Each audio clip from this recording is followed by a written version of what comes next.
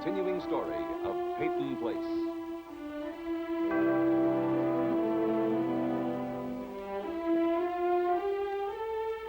Starring Dorothy Malone as Constance Mackenzie, Ed Nelson as Michael Rossi, Mia Farrow as Allison Mackenzie, Ryan O'Neill as Rodney Harrington, Barbara Parkins as Betty Anderson, Tim O'Connor as Elliot Carson, Christopher Connolly as Norman Harrington.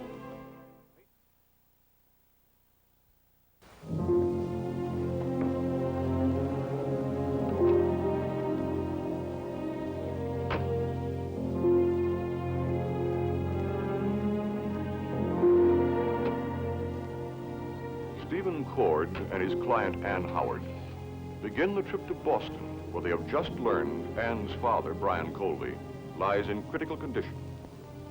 But Stephen's thoughts are with his mother, Hannah Cord, and the strange, frightened way that Hannah reacted to the news of Colby's imminent death. Mrs. Cord, Stephen called and he said he had to take Ann Howard to Boston. Did he tell you anything more about... I'm sorry, excuse me.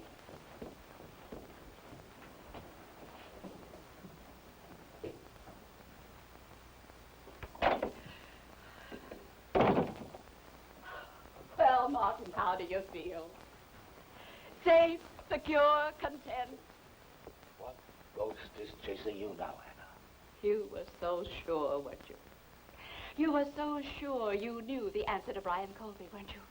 You assured me with that mathematical logic of yours I had nothing to worry about.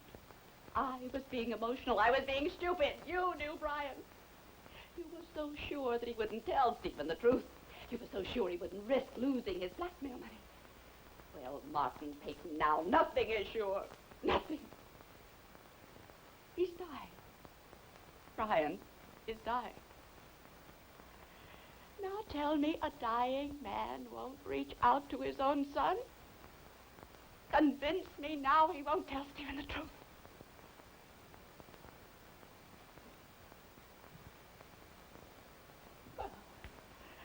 What's the matter, Martin? Why aren't you yelling at me the whole night long? Why aren't you telling me I'm wrong? Why don't you tell me I'm wrong?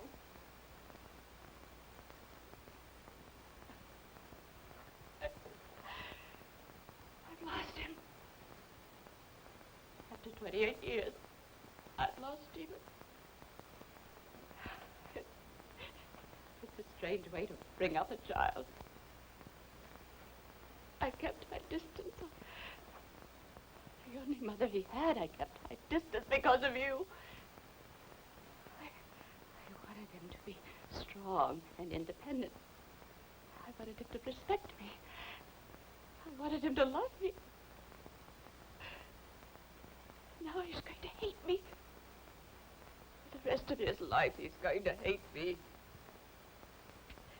And for the rest of my life, I'm going to be alone.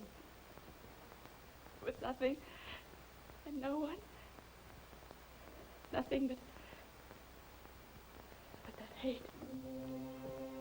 Hannah. Hannah. Come here.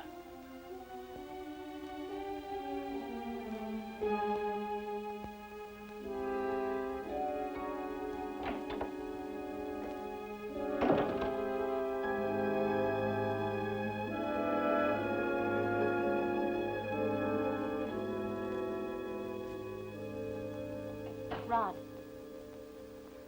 I've got to talk to you. Okay, what's up? It's important. You said you talked to your grandfather, and then you started avoiding me. This is a family matter. Oh, a family matter. Your mother's portrait slashed and hidden in the cellar, and your grandfather and Mrs. Cord whispering every time I'm out of earshot. Stay out of this, Betty, for your own good. I can't stay out of it. Well, this has something to do with Stephen somehow, and he's my husband. Rod, we've got to talk. Okay, talk. Come to the house tonight. You and Stephen? No, Stephen won't be there. Oh, Betty. Rod, please. Okay, maybe you're right. Maybe we should talk. But tonight, that's it. That's got to be the end of it. All right.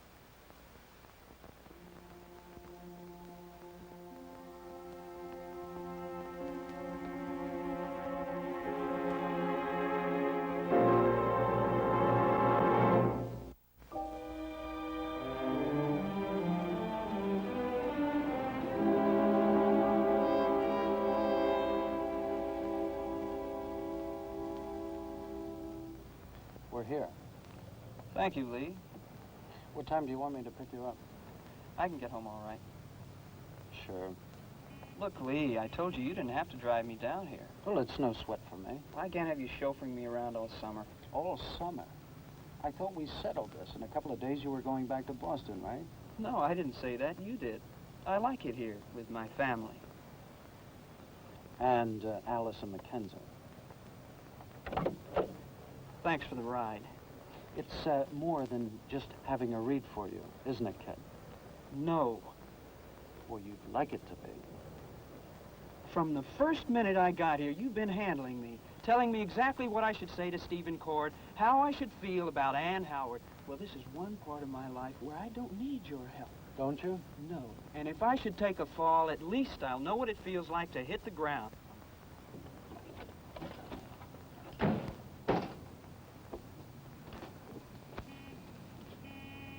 You know, that's pretty gutsy talk, Kid, and pretty safe.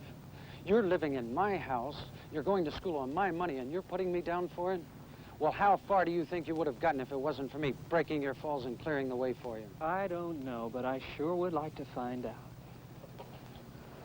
Oh, yeah. Yeah, that's easy for you to say. Leave me alone, Lee. Let me breathe. Because you know I'll always be around to pick up the pieces. Why? Because you want to protect me? Yes. From what, Lee? What do you want to protect me from?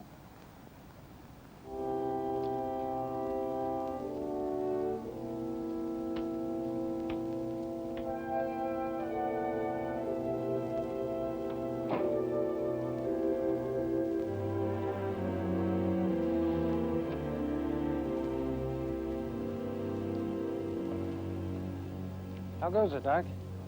All right? That was my brother, Chris.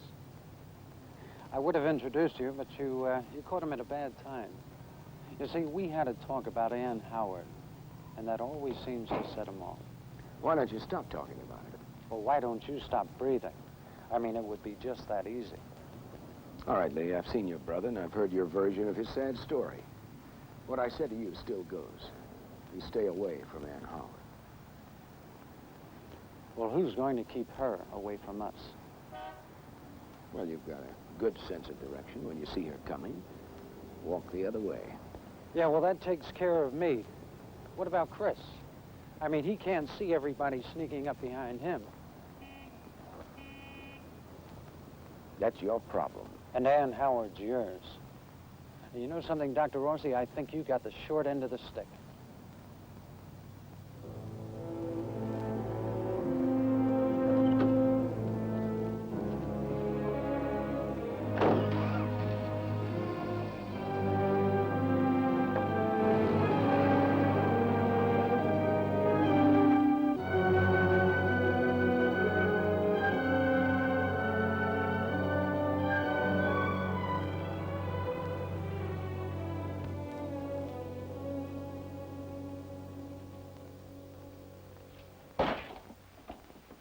I'll get it. I'll do it, no problem. No, I'll get it. It was my mistake.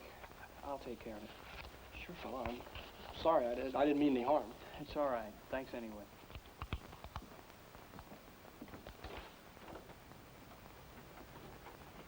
I didn't know anyone was here.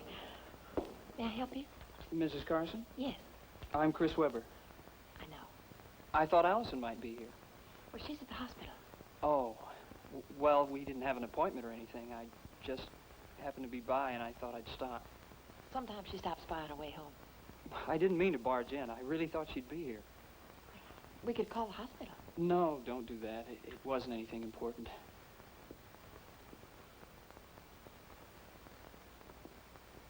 Don't go. I don't want to interrupt you. You're not. I'm glad we had the chance to meet. So am I. Allison hasn't told us very much about working with you, except that she enjoys it.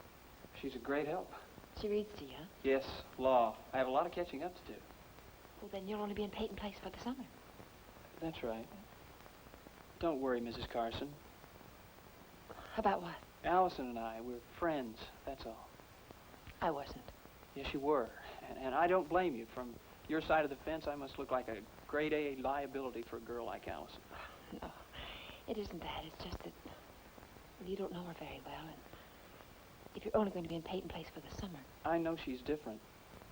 How do you mean? Well, most of the girls I've known want to take care of me, mother me, cross the street for me, even swing my cane, until there's nothing for me to do but tag along.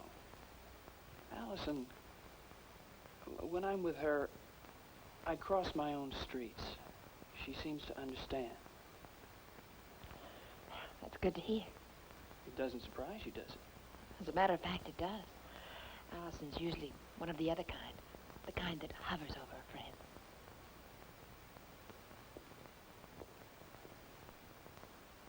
Mr. Weber. Chris. Chris. Chris. Allison is a very intelligent, sensitive girl. I know that. She's also very complicated. Mrs. Carson, there are so many people hovering over me, I couldn't be hurt if I wanted to. And I'd never hurt Allison. Oh, I know you wouldn't. Lately, it seems every time I turn around, I'm interfering, and then apologizing. I feel like a stranger in my own house. I'll tell Allison you stopped by. It wasn't anything important. I'll tell her anyway. She'd want to know. It's up to you. No, Chris. It's up to Allison. That's a promise. Thank you, Mrs. Carson.